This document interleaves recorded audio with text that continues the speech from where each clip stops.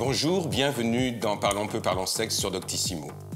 Nude parties, skin parties, si vous avez moins de 20 ans, ces phénomènes doivent vous dire quelque chose. Si vous êtes parent, vous n'allez pas tarder à en entendre parler puisque les adolescents partagent tout maintenant sur les réseaux sociaux.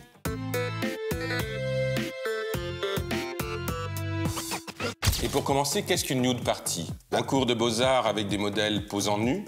Ou bien une fête organisée avec comme dress code 0 vêtements? Évidemment, c'est la deuxième réponse. Les nude parties sont des fêtes collectives organisées par les adolescents, en gros entre 15 et 25 ans, dont l'intérêt principal est de se montrer nus. Alors depuis quand ces fêtes existent? En gros, depuis l'arrivée des réseaux sociaux, puisque l'un des intérêts principaux de ces fêtes, c'est de se filmer nu et ensuite de montrer ces images sur Internet. Il s'agit de jouer avec les codes de la sexualité et les codes de la nudité. Mais attention, ces fêtes collectives ne concernent pas tous les adolescents, c'est juste une minorité que l'on va retrouver principalement dans les classes sociales les plus favorisées. Si je vous dis Skins, vous pensez à quoi? À une nouvelle enseigne de tatouage ou bien à une série télévisée sur et pour les adolescents? C'est à partir de cette série Skins que sont nées les Skins Party. Les Skins Party sont des fêtes collectives où on va retrouver les mêmes ingrédients que dans la série, c'est-à-dire beaucoup d'alcool, beaucoup de musique, beaucoup de transgressions. La différence avec les nude parties, c'est que dans les skins parties, on reste habillé. Ces phénomènes groupaux sont récents.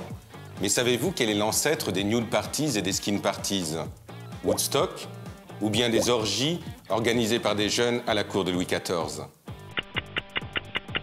La réponse au Woodstock. Tout le monde a en tête ces images de cette grande fête collective et musicale, avec ces femmes aux seins nus, avec toute cette drogue qui était présente. Woodstock est vraiment l'ancêtre des fêtes groupales que l'on rencontre aujourd'hui. La différence entre les fêtes groupales d'aujourd'hui et celles des années 60-70, c'est que la ritualisation est différente. Maintenant, il y a plus de place laissée à la sensorialité et à la représentation.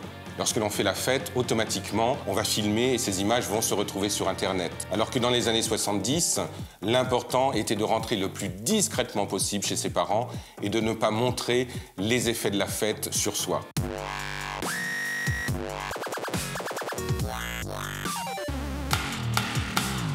Si vous êtes parent et que vous avez vu l'une de ces vidéos avec l'un de vos ados au cours de l'une de ces fêtes groupales, rassurez-vous, bien entendu, il y a de l'excès, mais il y a aussi de l'autorégulation et la plupart du temps, plusieurs jeunes au cours de ces soirées restent sobres afin de pouvoir canaliser les autres. Dans le bizutage, on va retrouver des sévices à caractère sexuel qui peuvent être extrêmement traumatisants.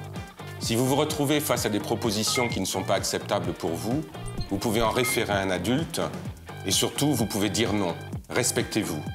Et pour aller plus loin, je vous propose mon livre « Les ados, l'amour et le sexe » qui parle bien entendu d'adolescence et de tous les phénomènes groupaux dont nous venons de parler.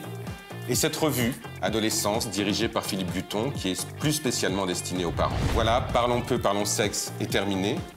Je vous dis à la semaine prochaine et pour vous abonner, c'est par ici.